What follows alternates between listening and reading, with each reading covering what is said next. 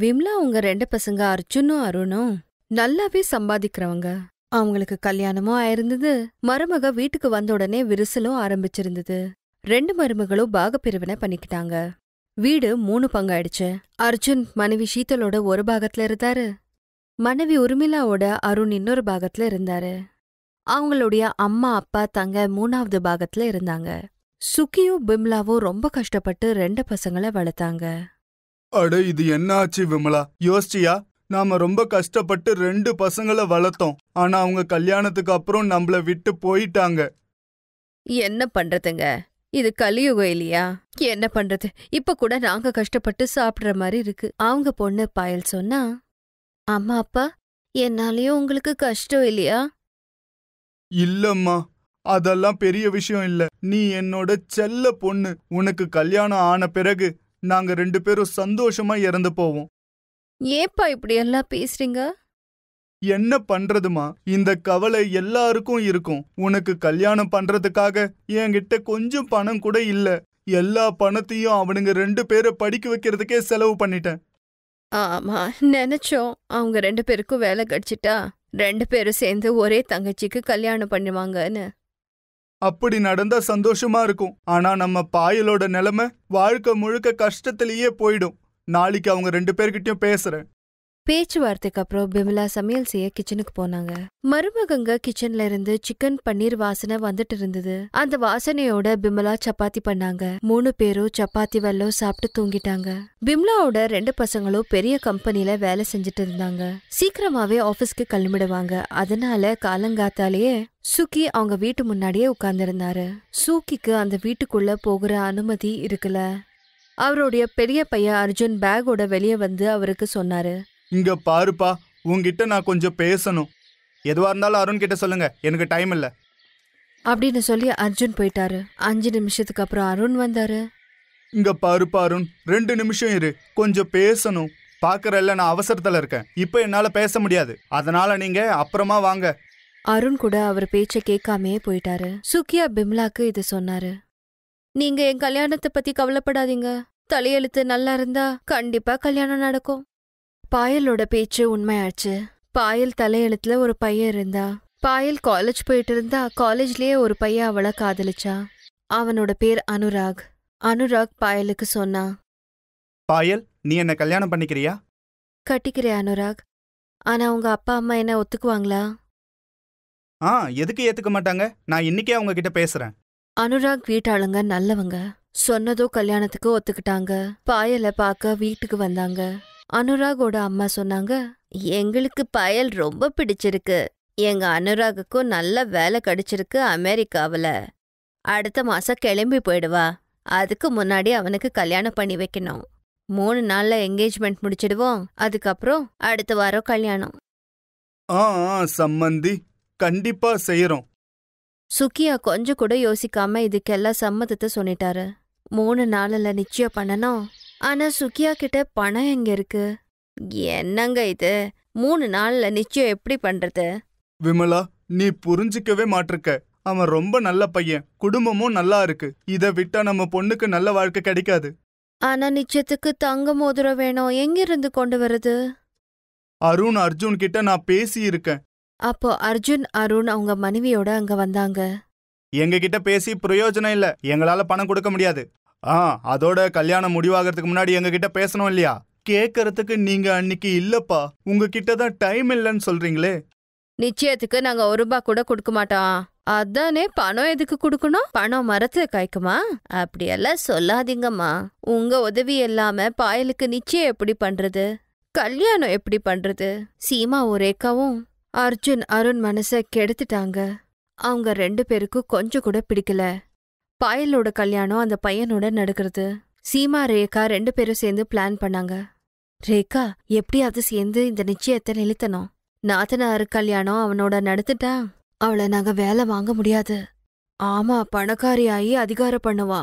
அத நாங்க விடக்கூடாது. ஏழை ஏழையாதான் இருக்கணும். தம்பிக்கு சொல்லிட்டு 1 ரூபா கூட கொடுக்க கூடாதுன்னு 2 பேரும் பிளான் பண்ண மாதிரியே எல்லாமே நடக்குது. ஆனா 2 பேருக்கும் இன்னும் தெரியல உலகத்துல நல்லது இன்னும் இருக்குன்னு. இன்னொரு நாளும் போயிடுச்சு. காலங்காத்தால அனுராகும் அம்மாவும் 2-3 சொந்தக்காரங்களோட வந்தாங்க. பிமலா சம்மந்தியோட கால்ல விழுந்தாங்க. எங்களை மன்னிச்சிடுங்க, எங்களால ஒரு மோதிரம் கூட வாங்க முடியல. அவனோட வருங்கால மாமியார் அவ அம்மாவோட காலை பிடிச்சத அனுராகால தாங்க முடியல. எங்க கிட்ட சொல்லுங்க. பிமலா எல்லாத்தையும் சொன்னாங்க. எல்லாத்தையும் கேட்டு அனுராக் அம்மா சொன்னாங்க. அப்படியா, அவ்வளவுதானா? இத நீங்க அன்னிக்கே சொல்லிருக்கலாம். எங்களுக்கு அவ்வளோ தைரியம் இல்ல. ஒரு பிரச்சனை இல்ல, நிச்சயம் மோதிரத்தால இல்ல மனசால நடக்கும். அனுராக், இப்பவே போய் ஒரு மோதிரத்தை வாங்கிட்டு வா. ஆமா, இப்பவே போறேன். அனுராக் உடனே போய் ஒரு தங்க மோதிரத்தை வாங்கிட்டு வந்தா. அந்த மோதிரத்தால நிச்சயம் நடந்துடுச்சு. அனுராகுடைய அம்மா கல்யாண செலவை பாத்துக்கறேன்னு ஒத்துக்கிட்டாங்க. சீமா ரேகாவால இத நம்பவே முடியல. பாயல் 2 அண்ணிக்கிட்டேயும் கல்யாண கார்டை எடுத்துட்டு போனா. எடுத்துக்கோங்க அண்ணி, கல்யாண பத்திரிக்கை.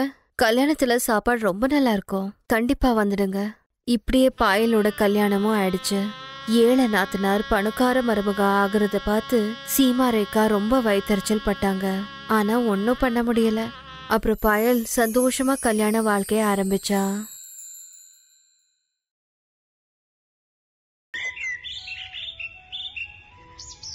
ஆர்த்திக்கு சின்ன வயசுல இருந்தே எதுவும் கிடைக்கல. அவளுக்கு அன்பும் கிடைக்கல, விளையாட்டு சாமானும் கிடைக்கல. ஏன்னா அவ கருப்பா இருந்தா. இன்னொரு பக்கம் அப்பாவோட இன்னொரு தாரத்து பொண்ணு பாயலுக்கு எல்லாம் கிடைச்சது. அவ சிகப்பா இருந்ததுனால அப்பா அம்மா அன்பா பாத்துக்குவாங்க. இன்னைக்கு 2 பேருக்கும் கல்யாணம் இருந்தாலும் பாயலுக்கு 1 லட்சம் லெஹங்கா கிடைச்சது, ஆர்த்திக்கும் ஒண்ணுமே கிடைக்கல. ஆர்த்தி உட்கார்ந்து யோசிக்கிறா. என்கிட்ட ஒண்ணுமே இல்ல, கல்யாணம் லெஹங்கா இல்ல, என்ன போட்டுக்கிட்டு மண்டபத்துக்கு போவ? ஆர்த்தி கிட்ட லெஹங்கா மட்டும் இல்ல, ஒரு நல்ல புடவை கூட இருக்கல. சின்ன வயசுல இருந்தே அவளுக்கு இப்படிதான் நடக்கும். ஆர்த்தியோட அம்மா அவ பிறந்ததும் செத்துட்டாங்க. ஆர்த்தி கருப்பா இருந்தது பார்த்து அப்பா இப்படி சொன்னாரு. அட, பிறக்கும் போதே கருப்பா பிறந்திருக்கா, இவளை எப்படி நான் கரை சேர்க்க போறேன்? ஹரியருக்கு ஆர்த்தி பிடிக்கல. அவருக்கு கருப்பான குழந்தை பிடிக்கல. அதனால ஒரே வாரத்துல இன்னொரு கல்யாணம் பண்ணிக்கிட்டாரு. ஆர்த்தியோட சித்தி பேரு ரத்னா. ரத்னா ஒரே வருஷத்துல ஒரு சிகப்பான குழந்தைக்கு அம்மாவானாங்க. ஹரிஹர் சந்தோஷத்துக்கு எல்லையே இருக்கல. அட, இது விஷயம். பொண்ணுனா இப்படி இருக்கணும். கருப்பா எப்படிதான் பிறப்பாங்களோ? குழந்தைக்கு பாயல்னு பேரு வச்சாரு. அவளுக்கு அம்மா அப்பா அன்பு கிடைச்சது. ஆனா ஆர்த்திக்கு வெறுப்பு மட்டும்தான் கிடைச்சது. அவ சித்தி அவளுக்கு சொல்வாங்க, உன் மூஞ்ச பார்த்தா எனக்கு பசியே போயிடும், சாப்பிடும் போது என் முன்னாடி வராத. ரத்னா ஹரிஹர் பாயல் ஒரே குடும்பமா உட்கார்ந்து ஒன்னா சாப்பிடுவாங்க. ஆனா ஆர்த்திக்கு அங்க இடம் கிடைக்காது. அவ கிச்சன்ல உட்கார்ந்து சாப்பிடுவா, அதுவும் பழைய சாதம். சாப்பிடும்போது ஆர்த்தி தினமும் அம்மாவை நினைச்சு அழுவா. அம்மா, என்ன உங்க கூட ஏமா கூட்டிட்டு போல? நான் உங்ககிட்டயே வரேம்மா. கடவுளே என்ன கூப்பிட்டுக்குங்க, நான் அம்மா கிட்ட போகணும். அம்மா இல்லாத கருப்பு பொண்ணு. இந்த மாதிரி பொண்ணுங்க தலையெழுத்துல கஷ்டம் துக்கம் வருத்ததான் எழுதியிருக்கோம். இத ஆர்த்தி நல்லா புரிஞ்சுக்கிட்டா. இப்படியே அவ வளர்ந்தா. பாயலுக்கு நிறைய அன்பு கிடைச்சதால அவளுக்கு ரொம்ப திமிரு. இப்படியே 2 பேரும் வளர்ந்துட்டாங்க. 2 பேருக்கு கல்யாண வயசு வந்துடுச்சு. வீட்ல பாயல் கல்யாண பேச்சு ஆரம்பமாச்சு. கண்ணா, உனக்கு கல்யாண வயசு வந்துடுச்சு, நீ கல்யாணம் பண்ணிக்கணும். அதுக்கப்புறம் உனக்கு குழந்தை பிறக்கும். மா, நீங்க வேற. என் பொண்ணு வெக்கப்படுறா. அங்க ஆர்த்தி வந்து சொன்னா, ஆமாப்பா, நீ ரொம்ப அழகா தெரிவ. ஆர்த்திய பார்த்ததும் பாயலுக்கு கோவம் வந்தது. வந்துட்டியா? நாங்க சந்தோஷமா இருந்தா உனக்கு பொறுக்காதே. உன் அசிங்கமான மூஞ்சிய எடுத்துக்கிட்டு வந்துட்டியா? ஆனா தங்கச்சி, நான் என்ன சொல்லிட்டேன்? முதல்ல என்ன தங்கச்சியேன்னு கூப்பிடாத. நான் உன் தங்கச்சி இல்ல, நீ இந்த வீட்டு வேலைக்காரி. நான் வேலைக்காரிக்கு தங்கச்சி இல்ல. போடி, உள்ள போய் சமையல் பண்ண. சாப்பாடு சொன்னதும் ஞாபகம் வந்தது. பாயல பாக்கறதுக்கு மாப்பிள்ளை வீட்டுக்காரங்க வராங்க. ஆர்த்தி, அவங்களுக்கு வகை வகையான உணவை செய்யு. சரிப்பா. ஆர்த்தி அங்கிருந்து போயிட்டா. அடுத்த நாள் பாயல பார்க்க மாப்பிள்ள வந்தாரு.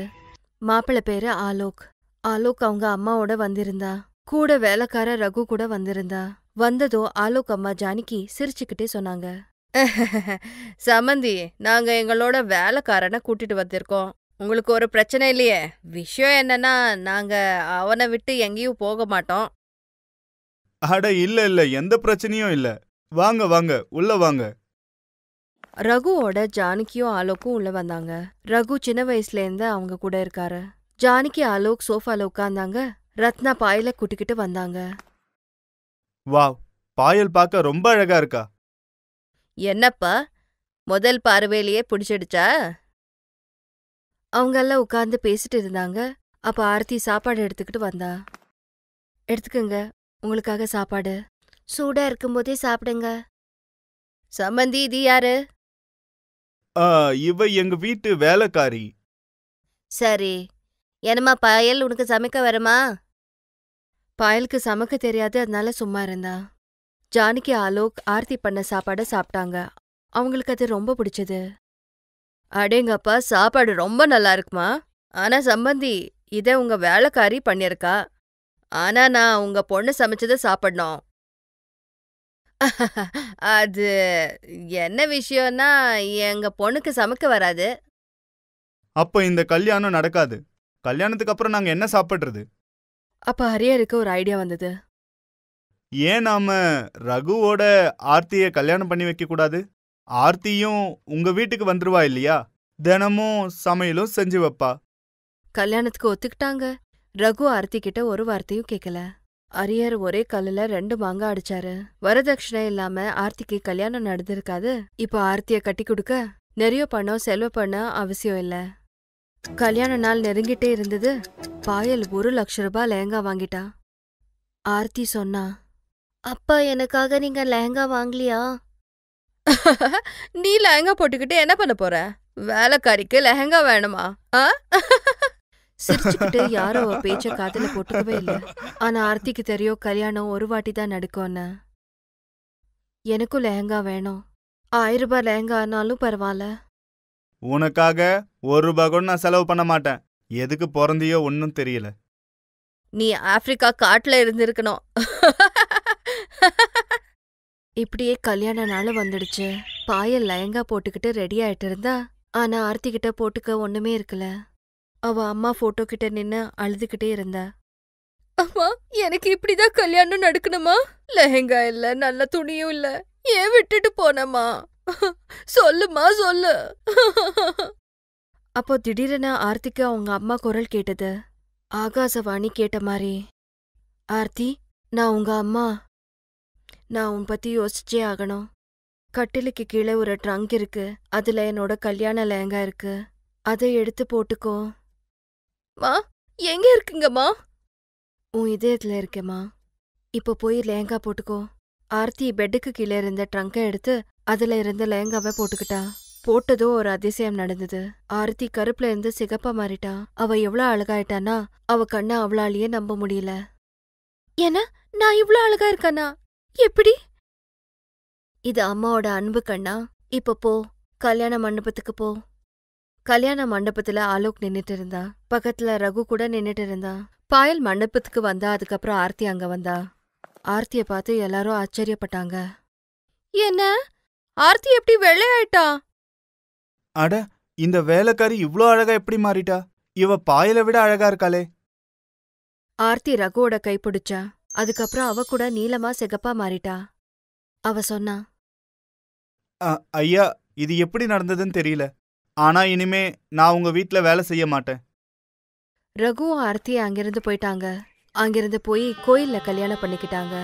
ஜானகி ஆலோக்கு தெரிய வந்தது ஆர்த்தி அரியரோட பொண்ணுன்னு. அப்போ அவங்க கல்யாணத்தை நிறுத்திட்டாங்க. பாயல் ஒடிஞ்சு போயிட்டா. அவங்க அம்மாவோட ஆசிர்வாதத்தால ஆர்த்தி ரகுவோட ரொம்ப தூரம் போய் வாழ்க்கை நடத்தினா. அவங்க 2 பேரும் லெஹங்கா பண்ணி விற்க ஆரம்பிச்சாங்க. இந்த மாதிரி 2 பேரும் நல்ல வாழ்க்கை வாழ ஆரம்பிச்சாங்க. இங்க பாயல யாரும் கட்டிக்கல. அவ 1 லட்சம் ரூபாய் லெஹங்காவோட வாழ்க்கையெல்லாம் குமாரியாவே வாழ்றா. Thanks for watching.